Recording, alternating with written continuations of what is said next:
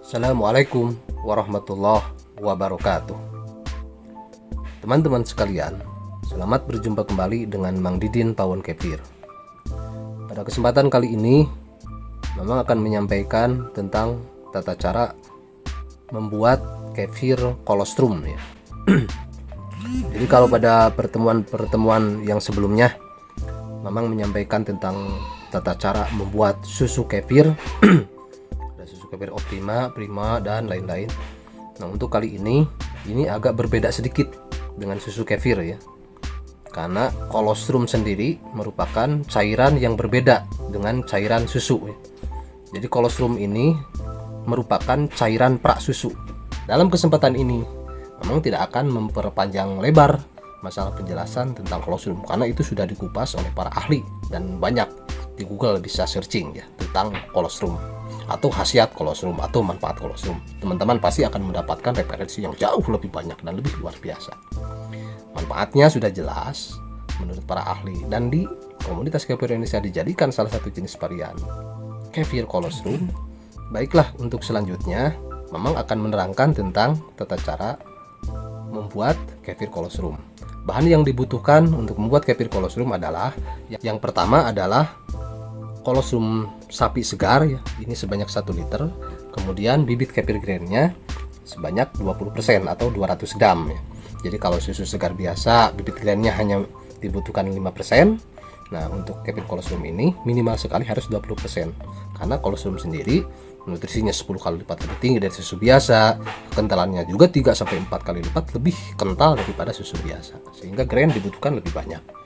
Selanjutnya kita campurkan kedua bahan ini. Nah, ini bibit kefir grainnya ya, kelihatan menul-menul, ini sehat, bisa memfermentasi dengan baik. Nah, ini kita masukkan ke dalam kolostrum segar ya.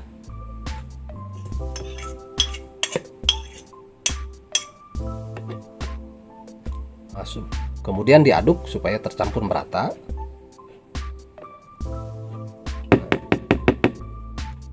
Setelah diaduk, kemudian ditutup rapat. Jadi ini standar baku seperti biasanya. Setelah dicampurkan, kemudian diaduk dan ditutup rapat di suhu ruang selama 24 jam ya. Jadi 24 jam itu adalah waktu optimal untuk membuat susu kefir atau untuk membuat kefir kolostrum. Ini kita simpan aja di suhu ruang selama 24 jam. Hanya dalam membuat kefir kolostrum ini ada juga sedikit perbedaan dalam tata cara fermentasinya.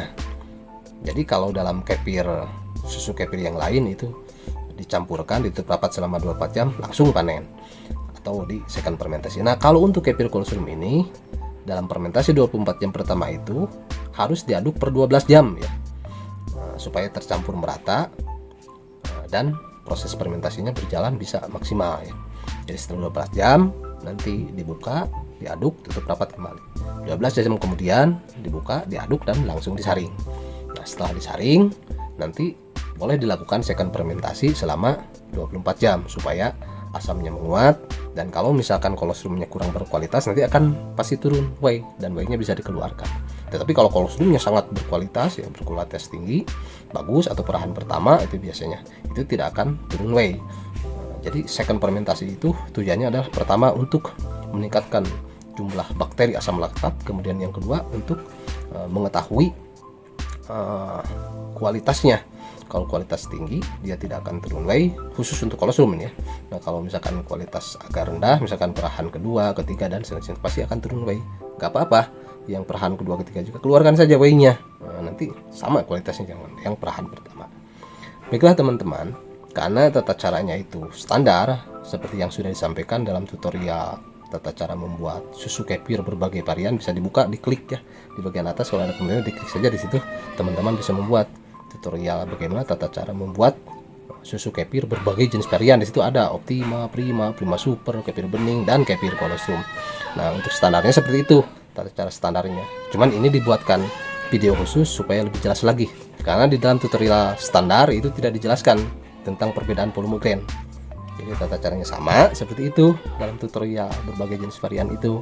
Cuman secara khusus ada perbedaannya. Yang pertama adalah volume grainnya 20%, kemudian yang kedua ada pengadukan per 12 jam.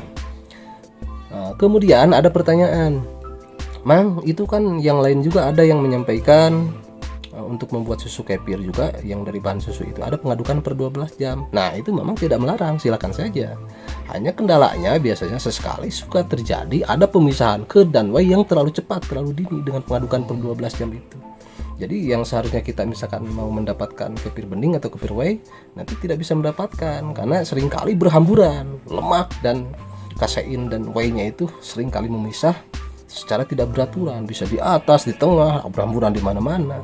Nah, untuk menghindari kegagalan itu, akhirnya dilakukanlah yang 24 jam non aduk untuk yang susu fermentasi susu biasa ya, bukan kolostrum. Baiklah teman-teman sekalian, sampai di sini mungkin yang bisa Bang sampaikan tentang tata cara membuat kefir kolostrum. Mudah-mudahan bisa menyimpulkan, memahami dan mempraktekkan tentang tata cara pembuatan kefir kolostrum dengan baik di rumah masing-masing. Terima kasih atas kebersamaannya, mudah-mudahan bermanfaat. Salam sehat bersama kefir. Wassalamualaikum warahmatullahi wabarakatuh.